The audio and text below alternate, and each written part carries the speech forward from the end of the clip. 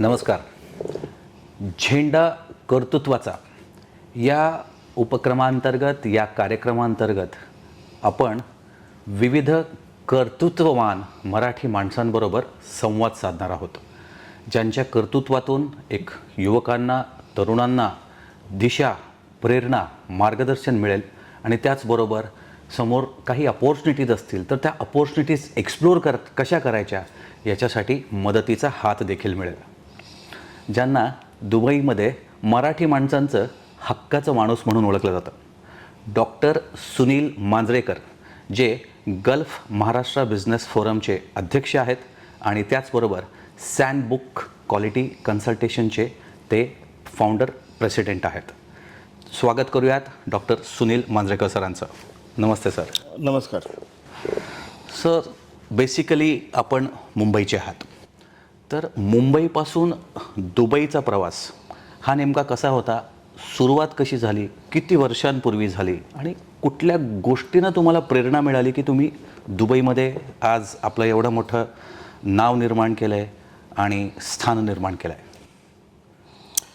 First of all, मी दुबईमध्ये येण्याचा विचार केला फक्त 2 वर्षासाठी. कारण माझं लग्न झालं होतं तेव्हा आणि माझ्याकडे राहायला घर नव्हतं. किती सालची गोष्ट आहे साधारण? ही 28 वर्षापूर्वीची गोष्ट आहे. क्या बात आहे. म्हणजे 98 सालची? हो. क्या बात. 98ला तेव्हा माझ्याकडे पैसे नव्हते, तर असा विचार आला की आपण दुबईला जावं, एक छोटंसं घर घ्यावं मुंबईमध्ये, कारण आमच्याकडे घर नव्हतं. आम्ही चाळीमध्ये राहायचो पहिला. आणि मग विचार केला की जर स्वतःचं घर घ्यायचं असेल तर त्यावेळची जी सॅलरी होती, मी जेव्हा जर्मन रेमिडीमध्ये सर्व्हिस करत होतो, तर पण ती पुरेशी नव्हती. म्हणून विचार केला की काय करावं, तर आता दुबईला जायचं. दुबईमध्ये भरपूर पैसे असतात असं मी ऐकलं होतं. बरोबर. आणि मग दुबईला जाऊन घर घ्यायचं आणि परत येऊन आपलं फार्मास्युटिकलचं आयुष्य परत चालू करायचं, असा विचार होता. त्यासाठी प्रयत्न केले, सिलेक्ट झालो आणि दुबईमध्ये मला ऑफर आली. आणि ती ऑफर आल्यानंतर मला त्या मॅनेजमेंटने सांगितलं की आता तुम्ही रिझाईन करा. मला आठवतं, मी झेंडू केमिकलमध्ये तेव्हा कामाला होतो. दुबईमधलं? नाही, इंडियामधलं झेंडू केमिकल. ओके. या. तर मी रिझाईन केलं आणि त्याने सांगितलं की माझा विजा येईल म्हणून. 1 महिना गेला, विजा आला नाही. 2 महिने झाले, विजा आला नाही. असे 4 का 5 महिने निघून गेले. हो. आणि विजाच माझा आला नाही. बापरे. त्यावेळेला मला कळलं की तुमच्या हातामध्ये जर जॉब नसेल तर तुम्हाला जग कसं बघतं. आणि त्यावेळेला फक्त माझी आई, माझी बायको आणि माझे फक्त नातेवाईक मला मदतीला आले. म्हणजे त्याने सांगितलं की काय काळजी नको करू, हे नको करू, ते नको करू, आणि तू आता ते दुबईचं काय होणार नाही आहे, तर तू आता इकडेच नोकरी कर. मग मी असा विचार केला की ठीक आहे, आता आपल्या नशिबातच नाही आहे. आणि मी तेव्हा बाहेर पण पडायचो नाही, कारण मला बरेच लोक, तू गेला नाही, कारण आपण जाणार म्हणून सगळ्यांना सांगितलेलं असतं. उत्साहाच्या भरात आपण सांगतो. त्या उत्साहाच्या भरात सगळ्यांना सांगितलं की मी चाललो दुबईला, माझा आता विजा येईल. त्यांनी सांगितलं रिझाईन करा. आणि मग तो विजा काय आला नाही. मी डिप्रेशनमध्ये राहिलो. मला आईसारखी समजवायची की काय काळजी नको करू. नंतर मग ती पण थकली बिचारी. आणि मग तिने सांगितलं तू आता बाद झालं, तू आता दुसरी नोकरी शोध. तर मी मग नोकरी शोधण्याचा प्रयत्न केला. मग नंतर मला 4 ते 5 महिन्यानंतर आणखी एक नोकरी लागली कोपरॉन केमिकलमध्ये. कोपरॉन फार्मा ही खूप मोठी कंपनी होती. पण हे 4 ते 5 महिने माझ्या मते असं परीक्षा किंवा परीक्षेचा काळ असेल. माझा टेस्टिंग टाईम होता माझ्या आयुष्यातला. की आणि तेव्हा मला माणसं कळली की मला जग कळलं की जग कसं असतं, की तुमच्याकडे जर काही नसेल तर तुम्हाला लोक कसे बोलतात हे मला तेव्हा कळलं. आणि तेव्हा आपल्या आईवडीलच आपल्याला मदत करतात, आपली बायकोच आपल्याला मदत करते, आपले नातेवाईक जे क्लोज असतात, क्लोज मित्र जे जवळचे असतात तेच फक्त मदत करतात, हे तेव्हा कळलं. आणि माझा जॉबचं सगळं झालं. मी सांगितलं मला असिस्टंट मॅनेजर क्वालिटी अशुरन्समध्ये जॉब मिळाला. आय थिंक खोपोलीला त्यांचा प्लांट होता. आणि मग मी ठरवलं की आता मी तिकडे जायचं. आय थिंक मंडेला जॉईन करायचं होतं. आणि मग मी सगळं तयारी केली की बाबा मी आता जाणार. आणि शुक्रवारी संध्याकाळी मला कॉल आला आणि मेल आलं की माझा व्हिसा आलेला आहे, तर आम्ही आईला विचारलं आता काय करू. आई बोलले तू डिसाईड कर कशाला जातो तिकडे. आता एवढे दिवस व्हिसा तिकडे गेल्यानंतर तो आपल्याला माहिती नाही तिकडे काय होणार आहे. आता दुसरी नोकरी पण मिळाली, आणायचा हातात आहे. आणायचं झालं, चांगली पोझिशन पण मिळाली. तर मग मी विचार केला नाही आता माझा व्हिसा आला तर मी जाऊनच येतो, 2 वर्ष जाऊन बघूनच येतो. मग मी त्या कंपनीला नाही सांगितलं आणि रविवारी फ्लाईट पकडलं. त्यांनी मला तिकीट पाठवलं, त्याला सांगितलं मला रविवारी येतो आणि सोमवारी इकडे जॉईन केलं. तर असा हा दुबईचा प्रवास खरं चालू तर झाला. तसं बघायला गेलं तर म्हणजे तुम्ही म्हणता तसं की मोकळा रिकामा खिसा जग दाखवतो. ह्या 5 महिन्यामध्ये ते जे काही फ्रस्ट्रेशन असेल, परत नंतरचे जे जॉईनिंग असेल, तर यातून परत जेव्हा दुबईमध्ये तुम्ही यायचं ठरवलं की बाबा चला आता तिकीट पण आलं आहे, मग तिथून इथं आल्यानंतर जो प्रवास सुरू झाला, मग इथं काय काम सुरू झालं आणि मग तिथून इथपर्यंतचा प्रवास आपण आत्ता चर्चेतून उलगडणार आहोतच, पण मग सुरुवात कशी केली दुबईमध्ये? तर मला जो जॉब मिळाला तो परफ्यूम अँड कॉस्मेटिक कंपनीमध्ये मिळाला होता. तुमचं फार्मास्युटिकलचं बॅकग्राऊंड माझं असल्यामुळे फार्मास्युटिकलचा बॅकग्राऊंड होतं. हा जॉब माझा परफ्यूम अँड कॉस्मेटिक इंडस्ट्रीमध्ये होता आणि परफ्यूम अँड कॉस्मेटिक इंडस्ट्रीमध्ये हा माझा पहिला एक्सपिरियन्स होता. आणि मी आल्यानंतर इथे म्हणजे उतरल्यानंतर हॉटेलमध्ये म्हणजे त्या कंपनीच्या गेस्ट हाऊसमध्ये आल्यानंतर खूप वाव फॅक्टर होता. नंतर मी ऑफिसला दुसऱ्या दिवशी गेलो, बघितलं तर मला खूप मोठं कॅबिन होतं. कॉम्प्युटर मला तिथे दिसला की त्यावेळेस 98 मध्ये नव्हते बरं. कॉम्प्युटर नव्हते. म्हणजे तिथे मला computer, I was so excited की मी असं हवेतच होतं की बाबा हे काय आहे. हा पहिला परदेश प्रवास होता? पहिलाच परदेश, पण पहिल्यांदाच मी फ्लाईटमध्ये बसलो होतो. हो. आणि मोठी मग अचिव्हमेंट आहे. आणि मग तिथे गेल्यानंतर मला असं जाणवलं की की हे काहीतरी वेगळं विश्व आहे. आणि त्या कंपनी मला आठवतं आहे की त्या कंपनीमध्ये त्यांच्या इकडे 4 फॅक्टरी होत्या UAEमध्ये, म्हणजे दुबई, शारजा आणि जेबल अली आणि अशा एरियामध्ये. आणि त्यांची जवळजवळ 5 ऑपरेशन ही बाहेर होतं, मॅन्युफॅक्चरिंगची फॅसिलिटी बाहेर होत्या. तर माझा जो रोल होता तो क्वालिटी अशुरन्स, क्वालिटी ऑडिट करण्याचा रोल होता. तर मी जेव्हा तिकडे जॉईन झालो, माझा first day of my job, माझा जो दुसरा बॉस होता त्याने मला सांगितलं की तू कंपनीच्या त्या एका डायरेक्टरला भेट, त्याला तू भेटून त्याला सांग की तू आला इकडे. आणि that was also very shocking for me. मी तेव्हा त्या कंपनीच्या जेव्हा डायरेक्टरला भेटलो, त्यांनी मला सांगितलं की डॉक्टर साहब आप आए हो इधर, आपकी डिग्री अच्छी है, आप फार्मा के आदमी हो, लेकिन आपका इधर कुछ काम नहीं है. Because you are very qualified person, but आपका बॉस को चाहिए था क्योंकि उसको एक क्वालिटी का आदमी चाहिए हमारे ऊपर नज़र रखने के लिए. बिकॉज त्यांचं असं इंटेन्शन होतं की मी त्यांचं ऑडिट करायला आलो आहे, मी त्यांच्यावर कंट्रोल ठेवायला आलो आहे. तो जो आप आए हो तो मज़ा करो इधर, अच्छा लाइफ है इधर, बट हमारे काम में डिस्टर्ब मत करो कि हम क्या कर रहे हैं, हम कहाँ से मटेरियल ले रहे हैं, हमारा क्वालिटी क्या है, उसका हमको ज़रूरत नहीं है. मी माझ्या बॉसला परत जाऊन सांगितले अरे बाबा की मला तो असं म्हणतो. तो बोला आप शांत रहिए, जो मैं बोलता उतना कीजिए, क्योंकि the person whom you met, he is also one of the director, but he take care of all the production activities. तो अगर आपकी वजह से उसको तकलीफ हो सकता है, इसलिए वो आपको ऐसा बोल रहा है, but you don't mind much about him. तर मी विचार केला ठीक आहे, आलोच आहे, आणखी आपल्याला 2च वर्ष काढायची आहेत. म्हणून मी असा प्रवास चालू केला. खूप सगळं नवीन होतं. मी फार्मास्युटिकल इंडस्ट्रीमध्ये काम केलं होतं, मी कॉस्मेटिक आणि परफ्यूम इंडस्ट्रीमध्ये आलो होतो आणि सगळंच नवीन होतं. आणि ते करता करता असं जाणवलं की हे पण शिकायला हवं, हे पण this is also the different type of the world and different type of business. तर मी पहिल्यापासूनच ते शिकायला सुरुवात केली. आणि मग ते करता करता मी फॅक्टरीना ऑडिट करायला सुरुवात केली, कारण त्या कंपनीच्या 4 फॅक्टरी दुबईमध्ये होत्या, म्हणजे UAE, शारजामध्ये, जेबल अलीमध्ये. तर मी एक दिवस हेड ऑफिसला बसायचो. ती कंपनी सगळं माझं खूप चांगली कंपनी, ते माझी खूप काळजी घ्यायचे. असं मी सगळं चालू केलं. आणि मग ते करता करता मी शिकत गेलो. आणि मला समाजकार्याची तेव्हापासूनच आवड होती. नेटवर्किंगची आवड ही लहानपणापासून होती. मी स्पेशल एक्झिक्युटिव्ह मॅजिस्ट्रेट होतो जेव्हा मी मुंबईमध्ये असताना. मी पण बऱ्याच लोकांना मदत करायचो. म्हणून इकडे पण काहीतरी करूया, म्हणून मी इकडे पण सोशल ॲक्टिव्हिटीमध्ये महाराष्ट्र मंडळ, बाकीच्या सगळ्या असोसिएशन, तिकडे मी जायला सुरुवात केली. नंतर दुबई क्वालिटी ग्रुप म्हणून होता, तिकडे मी जॉईन केलं. तर असं 2 वर्षाचा प्रवास त्या कंपनीमध्ये मला झाला आणि तिथेच मला एका लोकलची ओळख झाली आणि मग तो मला म्हणाला की why can't you join Dubai government. ओ. तर मग मी बोललो आणि त्याच दरम्यानमध्ये आमची ज्या कंपनीमध्ये मी काम करत होतो तिकडची ओनरशिप चेंज झाली होती आणि ओनरशिप चेंज झाल्यामुळे असं होतं की आता की मला पुढचं माझं फ्युचर तिथे असेल का नाही, कारण मी ज्याला रिपोर्ट करत होतो तो डायरेक्टली ओनरला रिपोर्ट, कारण तो ओनरच चेंज झालेला, त्यामुळे सगळ्यांची पोझिशनचा थोडासा प्रॉब्लेम होता, अनसर्टन्टी होती. म्हणून मी दुबई म्युन्सिपाल्टीला जॉईन केलं दुबई गव्हर्नमेंटमध्ये आणि तिथे तिकडची ऑफर घेतली मी. गव्हर्नमेंट जॉब्स तेव्हा मिळायचे इझिली?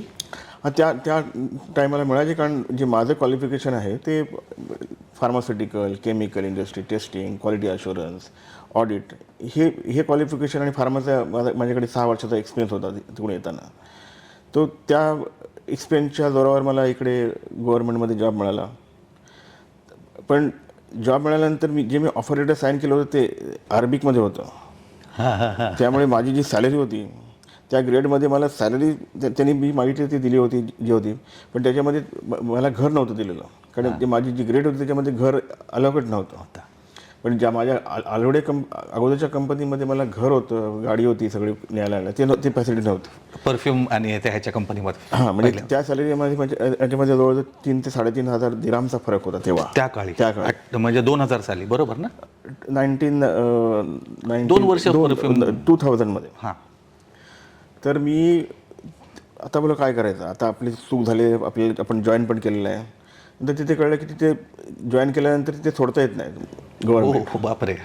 म्हणून मी माझ्या बॉसला सांगितलं, जो माझा जुना बॉस होता, तो बोला कितना टाइम क्या क्या आपका वर्किंग आवर्स है गवर्नमेंट में? तो मी बोला कि सुबह 7 बजे से दोपहर को 2 बजे तक ही.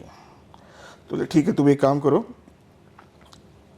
2:30 बजे मेरे पास आ जाओ, वापस आ जाओ और पार्ट टाइम काम करो, किसी को बोलने का कोई ज़रूरत नहीं है. पण तेव्हा माझी ओळख ही डॉक्टर मांजरेकर म्हणून होती. जोपर्यंत मी ज्या कंपनीमध्ये काम करत होतो दुबईला आल्यानंतर, तर मी आता विचार केला की आता काय करू, इकडे जर कोणाला कळलं तर ते मला काढून टाकते आणि इथे जर म्हणजे थोडा प्रॉब्लेम होऊ शकतो. म्हणजे जरी ते कॉन्फ्लिक्ट ऑफ इंटरेस्ट नसला तरी पण सुद्धा, कारण ते माझं काम त्या परफ्यूम इंडस्ट्रीमध्ये वेगळं होतं आणि इकडचं काम माझं वेगळं होतं. बरोबर. तर मी काय केलं की माझं नाव चेंज केलं. मी माझी आयडेंटिटी बनवली डॉक्टर सुनील. ओके. मी डॉक्टर मांजरेकरला आम्ही पूर्णविराम लागला आणि डॉक्टर सुनील म्हणून मी तिकडे माझी ओळख चालू केली आणि मग तेव्हापासून मला सगळे डॉक्टर सुनील म्हणून ओळखतात. आणि मी माझी डॉक्टर मांजरेकर म्हणून जी आयडेंटिटी होती, जी परफ्यूम इंडस्ट्रीमध्ये सगळ्यांना माहिती होती, ती सगळी डिमिनिश केली आणि नवीन आयडेंटिटीमध्ये ते काम केलं. कारण बोलले तिकडे ज्या इंडस्ट्रीमध्ये मला जे ओळखतात आणि ते त्याच्या नावामध्ये फरक असला पाहिजे. बरोबर. म्हणून मग तिकडे ते मला आठवते त्यांनी मला ते 1500 का 2000 दिरहम ते मला द्यायचे तेव्हा. बोला सर 80% माझं रिकवर झालं. म्हणजे त्यामुळे मी तिथे 2 वाजता सुटायचो. मी गाडीतच डबा खायचो माझा, मी घरातून डबा घेऊन यायचो आणि 2:30 वाजता ते जाऊन त्या दुसऱ्या कंपनीमध्ये काम करायचं परत, ते संध्याकाळी 5:30पर्यंत. ओके. असं मी त्या कंपनीमध्ये जे काम चालू केलं आहे कन्सल्टंट म्हणून, आता 28 वर्ष झाली तरी पण अजूनही त्या कंपनीमध्ये मी काम करतो कन्सल्टंट म्हणून. काय वाटतं, जवळपास 3 दशक म्हणजे 3 डिकेड्स होते आता. ते करताना मग मला आणखी 1 वर्षानंतर मला एका कंपनीतून कॉल आला, त्यांचं नाव नाही, doctor P. Shetty controversy figure आहे. तर अशी मी म्युन्सिपाल्टीमध्ये 6 वर्ष काढली आणि मग असं तिथे भरपूर अनुभव आले. मी म्युन्सिपाल्टीमध्ये गेल्यानंतर त्यांनी मला सांगितलं की माझा पहिला सेकंड डे माझा जॉब होता की कन्स्ट्रक्शनचा जॉब होता. त्यांनी मला सांगितलं की त्या रोडमध्ये जाऊन त्याचं टेस्टिंग करून ये. तर मी गेलो बघायला. नंतर त्यावेळेला कन्स्ट्रक्शन खूप जोरात चालू झालेलं. बरोबर. दुबईमध्ये सगळीकडे क्रेन दिसत होत्या. तर माझा बॉस मला बोलला की doctor Sunil, there are lot of cranes here, so we must inspect this crane because in order to avoid the accident. तर मी बोललो ठीक आहे. तर मी सांगितलं की ओके, तू you go and inspect the crane. आता मी बोललो हे तर मेकॅनिकल इंजिनिअरिंग आहे. तरी पण मी काय केलं, मी गेलो. मला आठवतं की इमरेट टॉवरची जी क्रेन होती तिथे मला त्यांनी पाठवलं होतं. ब्युरोक्रेटस ही कंपनी होती, ती इन्स्पेक्शन करत होते. मी सगळी स्वतःची प्रिपरेशन करून एक चेकलिस्ट बनवली. मला काही माहिती नव्हतं तरी मी जेवढं मला येत होतं तेवढा प्रयत्न केला आणि मग तेव्हापासून मी मेकॅनिकल इंजिनिअरिंग शिकायला सुरुवात केली. त्यामुळे त्या दुबई म्युन्सिपाल्टीमध्ये ज्या गव्हर्नमेंटमध्ये मी काम करत होतो तिथे मी science, chemical, pharmaceutical, cosmetics, then construction आणि मेकॅनिकल इंजिनिअरिंग शिकलो. बापरे, म्हणजे अष्टपैलू व्यक्तिमत्व किंवा या सगळ्या बाजूने तुम्हाला अनेक गोष्टी शिकायला मिळाल्या या सगळ्या कामाच्या. या ते करता करता मग मी तिकडे 5 ते 6 वर्ष काम केलं. तेव्हाच GMB बऱ्याचशा लोकांना, मराठी लोकांना भेटून मग आपण काहीतरी करायला पाहिजे. तेव्हा किती मराठी लोक होते दुबईमध्ये? तेव्हा कमी होते आणि म्हणजे आता जी संख्या आहे आता काहीतरी 30,000-40,000 पीपल असतील मराठी. तेव्हा काहीतरी 10 ते 12,000 असतील. माझ्या आकड्यांनुसार, म्हणजे मला काल जो आकडा कळाला तो साधारणपणे 1,00,000 मराठी लोक आहेत असं कळतं. आता असतील, पण तेव्हा खूप कमी होता. मग तेव्हा आपण मराठी माणसाने काय केलं पाहिजे की नोकरी कशाला करायची, धंद्यात उतरायला पाहिजे. मग आम्ही सगळेजण एकत्र आलो होतो तेव्हा आणि मग ते बोललं की आपण काहीतरी महाराष्ट्रासाठी काहीतरी करूया म्हणून गल्फ महाराष्ट्र बिझनेस फोरमची तेव्हा स्थापना झाली होती.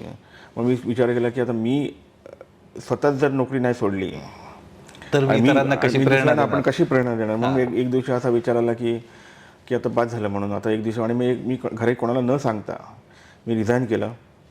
माझं खूप कनेक्टिव्हिटी होती तेव्हा. मी खूप ऑनेस्टली काम केलं होतं. माझा खूप रॅपो झालेला अख्ख्या म्युन्सिपाल्टीमध्ये आणि खूप मोठं क्लायंट बेस माझ्याकडे होतं कारण मी ऑनेस्टली जॉब केला होता तेव्हा. आणि मग त्याच्यामुळे काय झालं की मी जेव्हा माझ्या मित्राला सांगितलं की बाबा जो माझा स्पॉन्सर आहे सध्या तो माझ्याच बरोबर काम करत होता तेव्हा, तो तिकडेच होता. नंतर मग त्याने सांगितलं की यस की मैं तुमको स्पॉन्सर कर दूंगा, मेरे पास तो पैसे नाही आहे. आणि माझ्याकडे तेव्हा फक्त काहीतरी अकाउंटमध्ये 4,000 दिरहम होते. आणि मग ते असताना मी तेव्हा कंपनी फॉर्म केली. त्याने काय माझ्याकडे पैसे घेतले नाही. मी इकडून फक्त लायसनला मला काही पैसे लागले. आणि मग त्या कंपनीचं नाव काय ठेवायचं. तेव्हा मला आठवतं की तो बोला की इंग्लिश नाम रखोगे तो आपको और 4,000 भरना पडेगा, इसलिए अरबिक नाम रखो. तर मी असा विचार केला की अरबिक नाम काय ठेवायचं. त्यानेच मला सांगितलं की एक संबुक रखो. तर म्हणून माझ्या कंपनीचं नाव सॅनबुक आहे. तर मी त्याला सॅनबुक केलं आणि मी तिथे 4,000 दिरहम तेव्हा वाचवले. म्हणजे मी तेव्हापासूनच मला कळलं की बिझनेस करताना कसे पैसे वाचवायचे. म्हणून त्यांनी सांगितलं की सॅन रको और बुक रको because you going to give the education. मग तसं आम्ही हे केलं. त्यामुळे मला आठवतं की माझ्या कंपनीचं नाव सॅनबुक आहे, सॅनबुक क्वालिटी कन्सल्टन्सी, पण ते संबुक क्वालिटी कन्सल्टन्सी आहे अरबिकमध्ये. हां, ते संबुक म्हणजे छोटी यॉट आहे. ओ बर. ते म्हणलं की अब तुम स्लोली यॉट में बैठोगे और आगे जाओगे. तो त्या कन्सेप्टनी मी ती कंपनी चालू केली. आणि मग ज्या दिवशी मी चालू केली त्या पहिल्या महिन्यांमध्येच मी सगळ्या लोकांना सांगितलं जे माझे क्लायंट होते की बाबा आता मी चालू केली कंपनी, आता मला तुमची मदत लागेल. मग तेव्हा मला कळलं की आपण जी ऑनेस्टी करतो, जी माणसं जोडली होती एवढ्या वर्षांमध्ये, आपण त्यांना न त्रास देता त्यांना मदत करतो, त्या लोक आपल्याला कशी मदत करतात. आणि मग त्या सगळ्यांनी खूप मदत केली. Kindness always returns. त्या लोकांनी सगळ्यांनी मदत केली. आणि त्याच्यामुळे मला पहिल्या महिन्यातच माझा जो बिझनेस होता तो काहीतरी 25,000 दिरहमचा होता. त्या टायमाला 25,000 दिरहम म्हणजे खूप होते. हो. किती सालची गोष्ट आहे? 2002-03? या आता 20 वर्षापूर्वी. 6 वर्ष म्हणजे 2006ची वगैरे. या बरं. आता सॅनबुक मध्ये क्वालिटी कन्सल्टेशनमध्ये तुम्ही नेमकं कोणती क्वालिटी कन्सल्टेशनमध्ये नेमकं कोणत्या पद्धतीचं काम चालायचं आणि आत्ता पण कोणतं चालतं? माझ्या कंपनीमध्ये आता सध्या म्हणजे आम्ही जेव्हा चालू केल्यापासून आम्ही quality, environment, health and safety याच्यामध्ये कन्सल्टन्सी करतो, आम्ही ट्रेनिंग करतो, आम्ही ISO सर्टिफिकेशन करतो. मी ISO बद्दल खूप नाव ऐकलंय तुमचं. तर अनेक प्रकारचे ISO सर्टिफिकेट, जवळजवळ 20 ते 25 प्रकारचे ISOचे सर्टिफिकेशन असतील. ते सगळं मी क्वालिफाईड आहे. म्हणजे मी स्वतःचं एज्युकेशनवर खूप खर्च केलं. म्हणून मला सांगायला आवडेल की यंग जनरेशनला की आपण आपलं एज्युकेशन याच्यासाठी आपले स्वतःचे पैसे खर्च करून, मेहनत करून जर आपण केलं त्याचा कुठे ना कुठेतरी फायदा होतो. आणि मी जे म्युन्सिपाल्टीमध्ये कन्स्ट्रक्शनमध्ये काम केलं त्यामुळे मला कन्स्ट्रक्शन इंडस्ट्रीमध्ये भरपूर फायदा झाला. I am adviser consultant for the construction industry. मी मेकॅनिकल इंजिनिअरिंगचं तिकडे शिकल्यामुळे मी इन्स्पेक्शन कंपन्या सगळ्या काम करू शकलो. त्यामुळे मी consultant for the inspection company, माझ्याकडे इन्स्पेक्शनचे भरपूर क्लायंट आहेत. मी परफ्यूम कॉस्मेटिकमध्ये काम केलं होतं त्या कंपनीमध्ये. त्यामुळे आणि दुबई म्युन्सिपाल्टीची जेव्हा लॅब सेटअप झाली तेव्हा I was involve in setting up that particular activities. तर त्याच्यामुळे आता परफ्यूम कॉस्मेटिक इंडस्ट्रीमध्ये आमच्या अंडर जवळजवळ 70 ते 75 परफ्यूम अँड कॉस्मेटिकच्या कंपन्या आमच्या अंडर आहेत. त्यांना कम्प्लिटली आम्ही टर्नकी सोल्युशन देऊन काम करतो. तर असं कुठला फील्ड राहिलं नाही आहे की ज्याच्यामुळे आमचं थांबते. हे सगळं त्या लर्निंगमुळे, म्हणजे असं म्हणतात की if you want to earn more than you want to learn more. तर ते तुम्ही प्रॅक्टिकली अप्लाय केलं.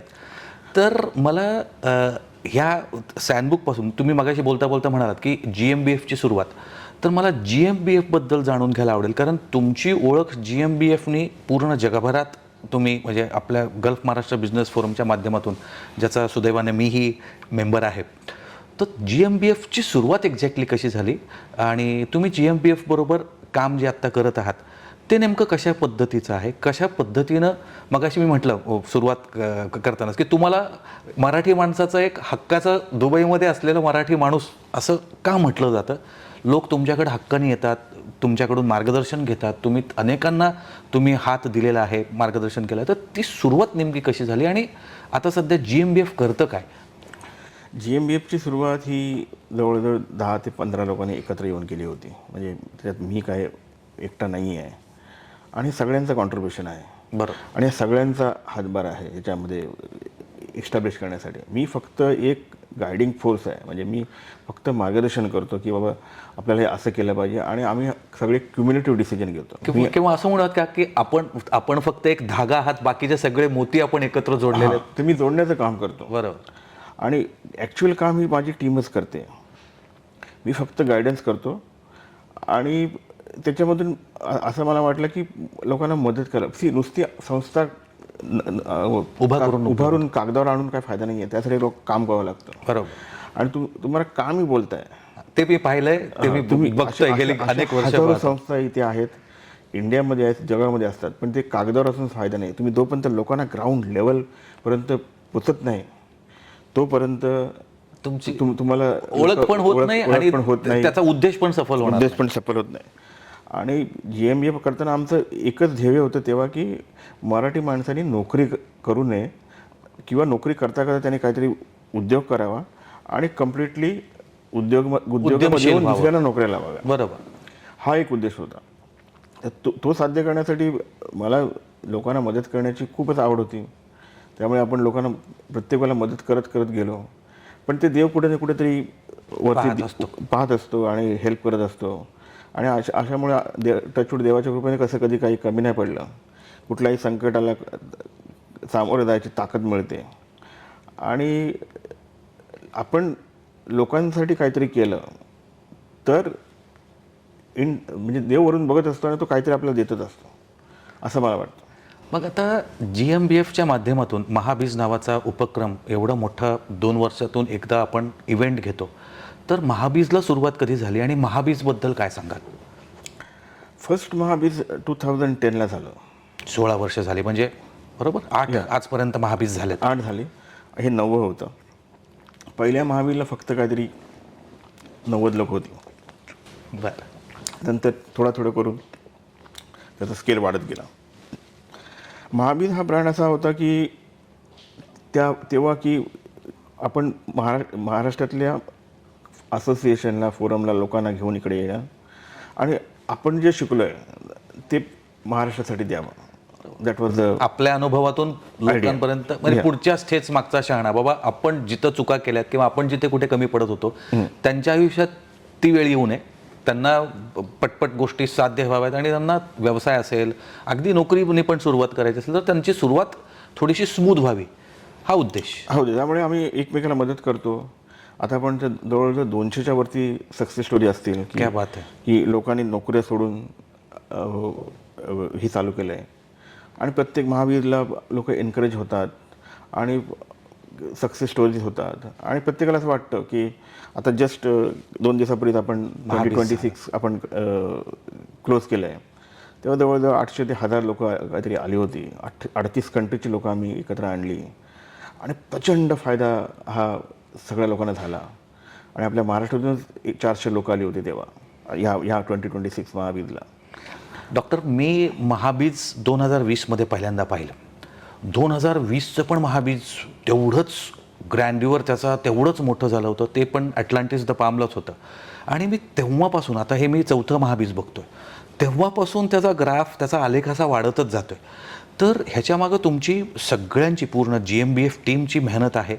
तुम्ही ज्या पद्धतीनं कनेक्ट करताय, तर याच्यामध्ये महाराष्ट्रातले असे मोठे मोठे दिग्गजांना तुम्हाला भेटायची संधी मिळते. जे जे कोणी दुबईत येतात ते तुम्हाला कॉन्टॅक्ट करतात, तुमच्याशी संवाद साधून दुबईमध्ये त्यांची काही कामं असतील, कनेक्ट्स असतील, तर ह्या लोकांना सामान्य माणूस म्हणून भेटणं तर शक्य कधी होत नव्हतं. पण तुमच्या ह्या कर्तृत्वामुळं तुम्हाला त्यांना भेटण्याची संधी मिळाली.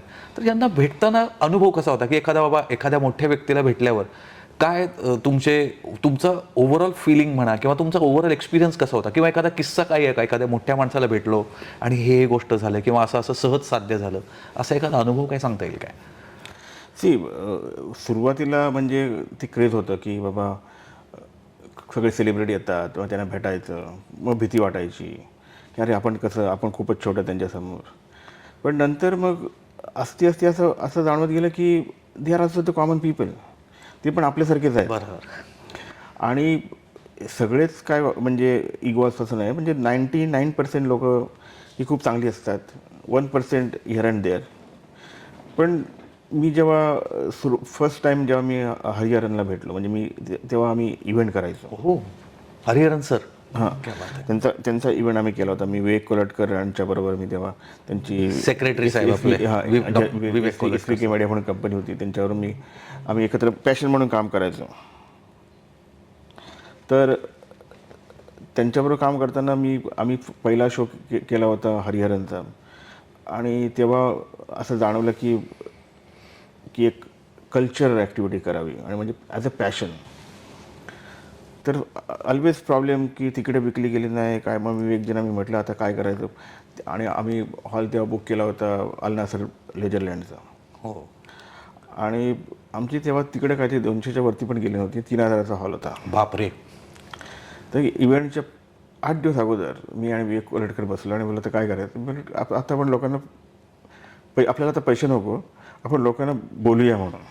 You don't believe that event attended by 3500 people. आम्ही दोघांनी मिळून, क्या बात आहे, मी 3500 लोक आणली तिकडे. क्या बात. तेव्हा मला कळलं की ही नेटवर्किंगची काय ताकद आहे. म्हणजे आपल्या शब्दाला लोक येतात.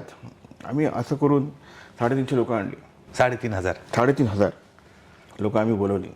The event was grand success. Everybody was so happy and one of the best event at that time. किती साली साधारणपणे? याला झाली असतील आता 15 वर्ष. ओके. तर जेव्हा हरिहरनला मी पहिल्यांदा भेटलो, नंतर मग ते माझ्या घरी आले, नंतर आमची दोस्ती झाली. असं करत करत मी ऑलमोस्ट ऑल द सेलिब्रिटीना मी म्हणजे आता तर मला तर म्हणजे पीपल आर वेटिंग फॉर की बाबा कधी भेटणार म्हणून. आणि मी सगळ्या बहुतेक क्रिकेटरना भेटलो. क्या बात आहे. बॉलिवूडच्या ऑलमोस्ट सगळ्यांना भेटतो.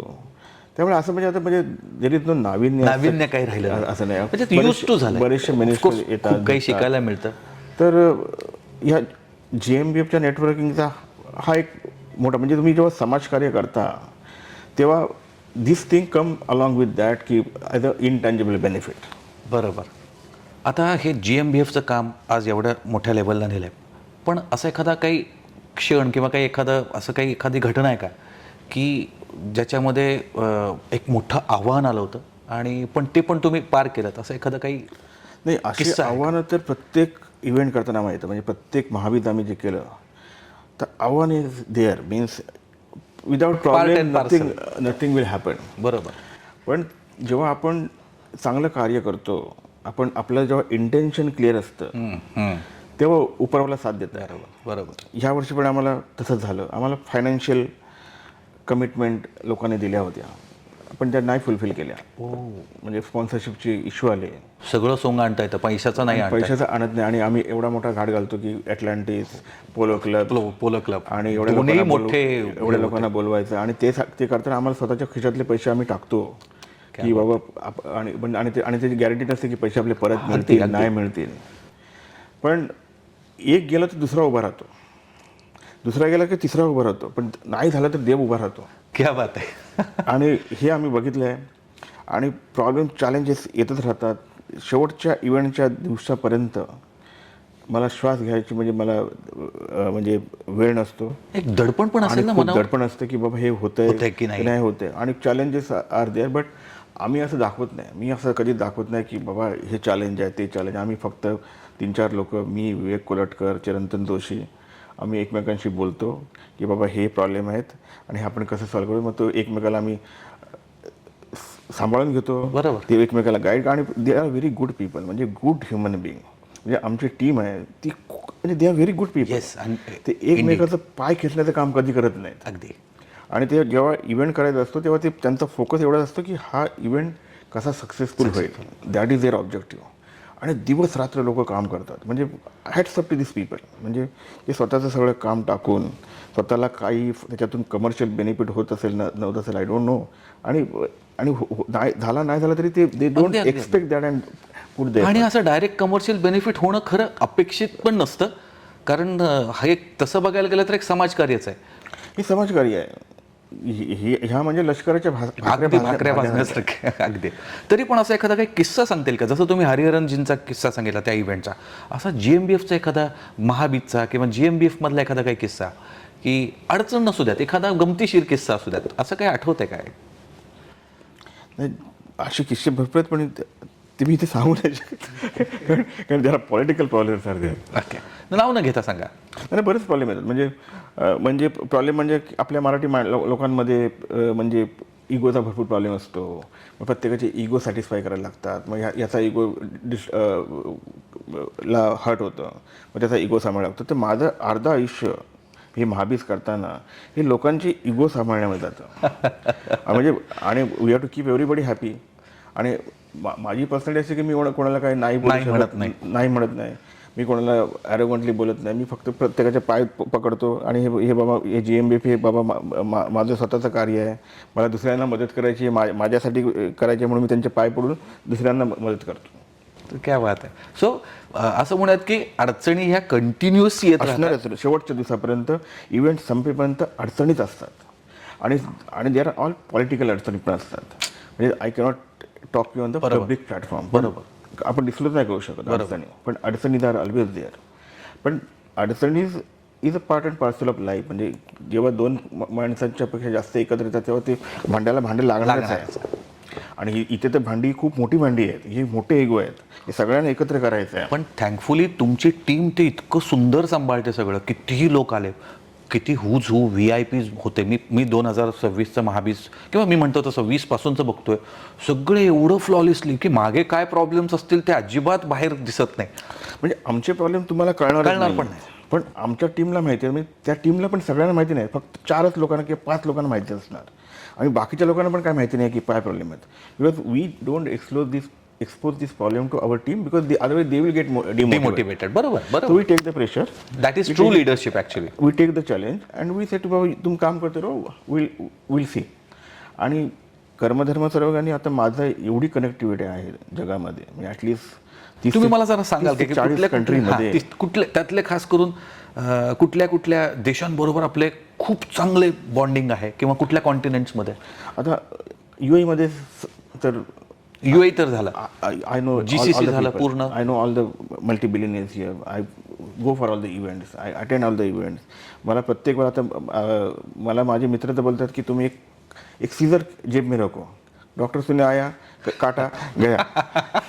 तर आता म्हणजे मी आता इव्हेंटला जाऊन मी थकलो, मी फिती कापून पण आता मला कंटाळा येतो. म्हणजे मला आता म्हणजे असं वाटतं की आता पण समोरच्या माणसाला वाईट नको वाटायला, म्हणून मी किती पण छोटा माणूस असला की छोटा इव्हेंट असला, छोटा त्यांचं टर्नओव्हर असला तरी पण मी जातो की कारण मला आठवतं की बाबा आपले पण ते दिवस होते. त्यामुळे मी जातो. पण कधी कधी खूप कंटाळा येतो. म्हणजे तुमचं आयुष्य म्हणजे तुम्हाला पर्सनल लाईफच राहत नाही. त्यामुळे घरातल्या मंडळींचं म्हणजे फॅमिली खूप डिस्टर्ब होते. म्हणजे मी माझ्या फॅमिलीसाठी टाईम देऊ शकत नाही. तर आणि माझं लाईफ असं आहे की I travel because me auditor आहे. म्हणजे आतापर्यंत होतो एवढे वर्ष. पण माझा जॉब आहे की ट्रॅव्हल करायला मला आवडतं. मी जवळजवळ 55 कंट्री ट्रॅव्हल केली आतापर्यंत. मी महिन्यातून 8 ते 10 दिवस ट्रॅव्हल करायचो. मग पासपोर्टची थप्पी लागली असेल. 4 ते 5 पासपोर्ट माझ्याकडे असतील. आता ते स्कॅनिंगमुळे तर कमी आहे. हां. तर जेव्हा माझा मुलगा छोटा होता, म्हणजे ही वॉज आमचा सोम जेव्हा 4 का 5 वर्षाचा होता, तर एकदा त्याचा जन्म इथला की मुंबई? दुबईमधला जन्म. फॅमिलीबद्दल काय सांगाल, म्हणजे ते कशी, तुम्ही इकडे कधी शिफ्ट झाला मी फॅमिली घेऊन? म्हणजे तुम्ही इतर आलात 98 साली. मी आलो तेव्हा माझी श्रेया फक्त 7 महिन्याची होती. मुलगी? माझी मुलगी ती आता 26 इयरची आहे. Oh. माझ्या मुलाचा जन्म इथे झाला आहे दुबईमध्ये. ते काय करतात सध्या? आता मुलगी आता सध्या माझ्या बरोबरच आहे. पण तो किस्सा सांगायला मला आवडेल की जेव्हा मी तो 6 वर्षाचा होता आणि मला आठवतं मी कुठून युरोपमधून आलो आणि दरवाजा उघडला सकाळी काहीतरी 9 वाजता 9:30 वाजता, आणि त्यांनी दरवाजा उघडला आणि त्यांनी मला विचारलं, who are you, don't come inside, we don't know you. ओळखलं नाही विचारानं? नाही त्याने ओळखलं, but he made the situation की म्हणजे की त्यांनी मुद्दामून असं केलं. ओके ओके ओके, तसं झालं. म्हणजे बाबा तो थोडासा नाराज होता की बाबा तुम्ही आम्हाला वेळच देत नाही. Because I am not able to spend time for them. Because जेव्हा आपण धंदा करतो आपल्याला हे कष्ट, आपल्याला वडिलोपार्जित काही मिळालं नाही आहे, त्यामुळे आपल्याला कष्ट करायचे आहेत. आणि मी खूप ट्रॅव्हल करायचं, त्यामुळे आणि मी आल्यानंतर पण ती GMBFची महाबीची सगळी कामं करतो, त्यामुळे मला घरात वेळच मिळत नाही. तर त्यामुळे family, when you in the social circle, the family life you will have very less family life, म्हणजे you cannot spend time with the family. आणि ते आय थिंक सगळे पॉलिटिशियन, सगळे लीडर, सगळे ॲक्टर यांच्या बाबतीत जे होतं तेच सगळं माझ्या बाबतीत होतं. ग्रेट. सो आता दुबईला तुम्ही अगदी उभा राहताना पाहिलं आहे, तर आता सध्या दुबईमध्ये कोणते व्यवसाय, सगळ्याच व्यवसायांना तसं बघायला गेलं तर दुबईमध्ये खूप चांगलं डिमांड आहे किंवा खूप चांगलं भवितव्य आहे, पण तरी पण रिअल इस्टेट सेक्टर असेल, ह्याच्याबद्दल तुम्हाला काय वाटतं? किंवा कुठल्या सेक्टरवर दुबईमध्ये खूप छान काम अजून पण चालतं आहे आणि चालत राहील? दुबईमध्ये आणखी 10 वर्ष रिअल इस्टेटचा बिझनेस बूम असणार आहे. अजून 10 वर्ष? अजून 10 वर्ष पुढची. म्हणजे रिअल इस्टेटमध्ये इन्व्हेस्टमेंट केली तर ती खूप, म्हणजे त्याच्यामध्ये नुकसान होणार नाही.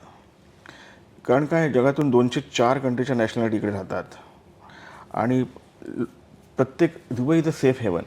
आणि प्रत्येकाला असं वाटतं की, म्हणजे ज्यांच्याकडे पैसे आहेत त्यांना वाटतं की इकडे येऊन राहावं, इकडे सेटल व्हावं, इकडे घर असावं. आता गोल्डन व्हिसा देतात, तर त्या अनुषंगाने मग मी गेले 6 महिन्यापासून विचार होतो काय करावं, म्हणून मी एक रिअल इस्टेटची कंपनी ओपन केली. क्या बात आहे. आता SQC माझी कंपनी आहे. तर आता SQC कॉर्पोरेशन प्रॉपर्टीज LLC म्हणून मी एक कंपनी चालू केली. क्या बात आहे. त्याच्यामुळं आम्ही आता रिअल इस्टेटच्या प्रॉपर्टी मॅनेजमेंटच्या सर्व्हिस करतो. म्हणजे कोणाला घर घ्यायचं असेल आणि कोणाला कुठे इन्व्हेस्ट करायचं असेल तर अशा दुबईतल्या टॉप नॉच डेव्हलपरबरोबर माझं रिलेशन आहे, जेणेकरून लोकांना चांगला त्याचा फायदा होऊ शकतो. म्हणजे व्यवसाय सुरू करायचा असेल तरी तुम्ही मार्गदर्शन करताय, एखाद्याला घर घ्यायचं असेल, इथं स्थायिक व्हायचं असेल तर त्यातही तुमचा हातभार आता खऱ्या अर्थानं ऑफिशियली सुरू झाला. आता आमच्या ऑफिसमध्ये वन स्टॉप सोल्युशन आहे. म्हणजे आमची एक कंपनी SQC मॅनेजमेंट सर्व्हिसेस म्हणून आहे, ज्यामध्ये प्रोजेक्ट मॅनेजमेंट आम्ही करतो, आम्ही कंपनी फॉर्मेशन करतो, बिझनेस सेटअप करतो, बिझनेसची कन्सल्टिंगची करून त्यांना कनेक्शन करून देतो. कारण माझ्या मोबाईलमध्येच ॲक्टिव्ह नंबर 40,000 आहेत आता. काय सांगता? 40,000 number are in my mobile only. So you name the sector, I will have the number and I have got direct interaction. 40,000 आकडा मी आजपर्यंत कुणाच्या फोनमधला ऐकला नाही. एवढे माझ्याकडे 250 ग्रुप आहेत माझ्या मोबाईलवर. बापरे. आणि you are active on I am with you on at least 2 to 3 groups, आणि you are absolutely active on every group. म्हणजे त्या 3मध्ये तर मी ॲक्टिव्हिटी फार पाहतो, म्हणजे आहात. आणि मी काय करतो की सोशल मीडिया मला येत नाही बरोबर, तरी पण मी शिकायचा प्रयत्न करतो आणि ॲटलिस्ट मी लोकांशी टचमध्ये राहतो. तर मी काय करतो की पब्लिक रिलेशन जे आहे ते मी खूप मेंटेन ठेवतो आणि प्रत्येक इव्हेंटला मी जातो. म्हणजे जिथे जिथे मला बोलवतात की जिथे जिथे इव्हेंट असेल तिथे मी जातो. पण घड्याळ तर 24 तासांचं आहे, मग हे सगळं मॅनेज कसं होतं? कारण माझ्या घड्याळात पण 24 तास देतात मला देवानं दिलेत, तुमच्या घड्याळात पण 24 तास. आणि मी तुम्हाला आज फोन केला की डॉक्टर आपण असं एक गप्पा मारूयात, रेकॉर्ड करूयात, त्या निमित्तानं लोकांपर्यंत पोहोचेल. तुम्ही त्याला पण मला नाही म्हणालात. तर मग हे सगळं मॅनेज कसं होतं? म्हणजे इच्छा असेल तर मार्ग दिसेल हेही कळालं, बट मला जाणून घ्यायचं आहे की तुम्ही कॅलेंडर मॅनेज करता का, मेंटेन करता का, किंवा कसं हे सगळं वर्कआउट होतं? ॲज अ क्युरिओसिटी विचारतोय. मेंटेन म्हणजे की आता माझ्याकडे सगळं स्टाफ आहे ऑफिसमध्ये. माझी आता मुलगी माझीच कंपनी जॉईन केलेली आहे. ती UK वरनं तिने food science supply chain management करून लीडर क्रिएट्स मोर लीडर. या तर आता आम्ही तिला एनकरेज करतोय की यू टेक द चार्ज. मग ती कंपनी माझी मिसेस ॲडमिन अँड फायनान्स सगळं सांभाळते, सगळं मॉनिटर करते. मुलगा काय करतो सध्या? मुलगा आता BBA फायनान्स करतोय. अरे वा. भारतामध्ये की दुबईमध्ये. ग्रेट. ओके. आणि तो CPA पण करतोय.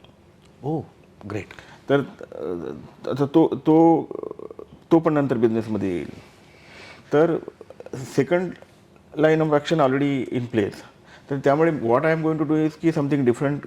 की आता मी काय करू शकतो, आता मला तिकडे धावायचं नाही, मला फक्त माझ्या कनेक्टिव्हिटीचा फायदा करायचा आहे आणि त्या कनेक्टिव्हिटीचा फायदा करून जनतेचं कल्याण करायचं आणि त्याच्याबरोबर आपल्या कंपनीला पण आपला फायदा झाला पाहिजे, आपला चरितार्थ पण झाला पाहिजे. अगदी बरोबर, अगदी बरोबर. त्यामुळे रिअल इस्टेटची company formation, golden visa services, PRO services आणि एनिथिंग एव्हरीथिंग आतापासून इथेपर्यंत we can do in Dubai. Great great.